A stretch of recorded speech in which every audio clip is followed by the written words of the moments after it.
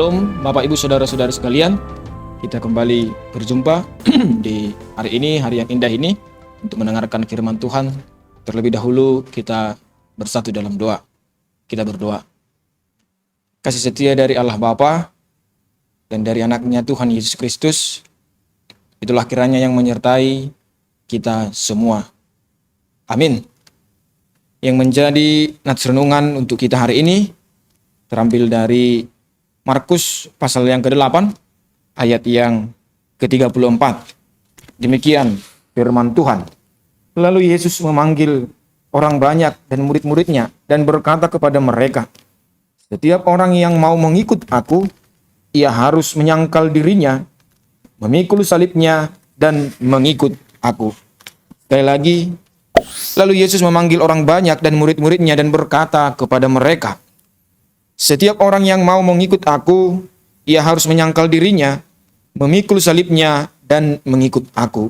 Demikian firman Tuhan. Bapak, Ibu, Saudara-saudara sekalian, dari teks ini kita diingatkan bahwa mengikut Yesus itu ternyata perlu usaha. Mengikut Yesus itu, mengikut Kristus itu ternyata ada harga yang harus kita usahakan dan kita bayar. Dengan 3 langkah hidup seorang murid. Yang pertama adalah menyangkal dirinya. Di sini bukan berarti membenci diri kita sendiri, tetapi menolak, menjadikan diri kita sendiri ini menjadi pusat kehidupan kita. Bukan membenci, tetapi menolak, menjadikan diri kita sendiri ini menjadi pusat dari kehidupan. Oleh sebab itu yang disangkal adalah ego, yang disangkal adalah ambisi yang melawan kehendak Allah, yang disangkal adalah kehendak diri yang selalu ingin menang. Yang disangkal adalah keinginan mengontrol semuanya. Itulah yang hendak kita sangkal. Maka yang hendak kita pelajari dari langkah pertama ini, langkah hidup seorang murid adalah, aku mau ikut Tuhan asal tetap sesuai rencanaku. Bukan yang demikian. Karena sering sekali di zaman ini, tentang mengikut Tuhan adalah tentang sesuatu hal yang ketika aku mengikut, maka aku mendapatkan secara instan. Bukan demikian. Bukan tentang aku mau ikut Tuhan, aku mau percaya Tuhan asal tetap sesuai rencanaku, bukan demikian. Namun yang hendak dikatakan Bapak Ibu Saudara-saudari tentang menyangkal diri adalah bukan lagi kehendakku ya Tuhan, namun kehendakmu. Bukan lagi tentang egoku ya Tuhan, bukan lagi tentang ambisiku ya Tuhan, bukan lagi kehendak diriku, bukan lagi diriku ini menjadi pusat, tetapi Engkaulah ya Tuhan. Itulah yang pertama Bapak Ibu Saudara-saudari sekalian. Dan yang kedua yaitu memikul salibnya. Salib bukan sekedar masalah hidup biasa, bukan. Salib adalah kesediaan diri kita ini menyerahkan diri sepenuhnya demi kesetiaan kepada Kristus. Sekali lagi, salib itu adalah kesediaan diri menyerahkan kehidupan ini, menyerahkan diri ini seutuhnya demi kesetiaan kepada Kristus. Maka bentuk salib saat ini itu adalah tetap jujur, bisa dan mampu jujur saat semua orang melakukan kecurangan di sekitar kita. Tetap bisa mengampuni ketika hati kita ingin berkata harus membalaskan rasa sakit ini. Salib di hari ini adalah mempertahankan iman saat dianggap aneh sekalipun.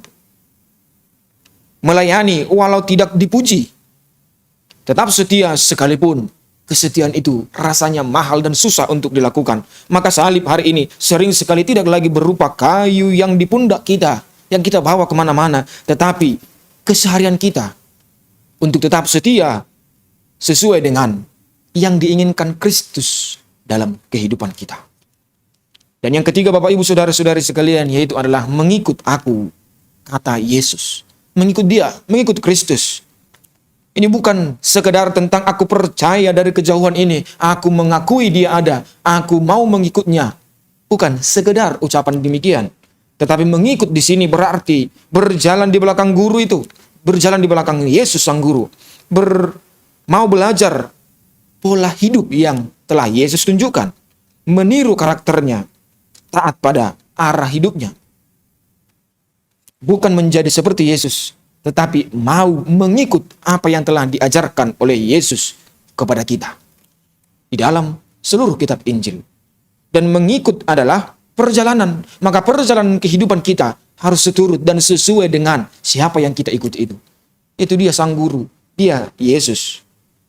Tentu perjalanan itu bukan tentang sesuatu yang instan diterima, tetapi proses seumur hidup bersama-sama dengan Yesus. Maka di zaman ini, Bapak Ibu Saudara-saudari sekalian yang dikasihi Tuhan kita Yesus Kristus, kita hidup di zaman serba instan. Orang ingin hasil yang cepat, jalan yang mudah, dan iman tanpa pengorbanan. Tetapi Yesus tidak pernah berkata, ikut aku dan semuanya akan menjadi mudah. Yesus tidak berkata demikian. Namun yang dikatakan Yesus adalah, pikullah salibmu, sangkallah dirimu, sangkallah kehidupanmu itu, dan ikutlah dengan aku. Maka intinya adalah kita harus mau menyangkal diri, memberikan diri ini seutuhnya seturut dengan kehendak Yesus. Memikul salib kita sendiri.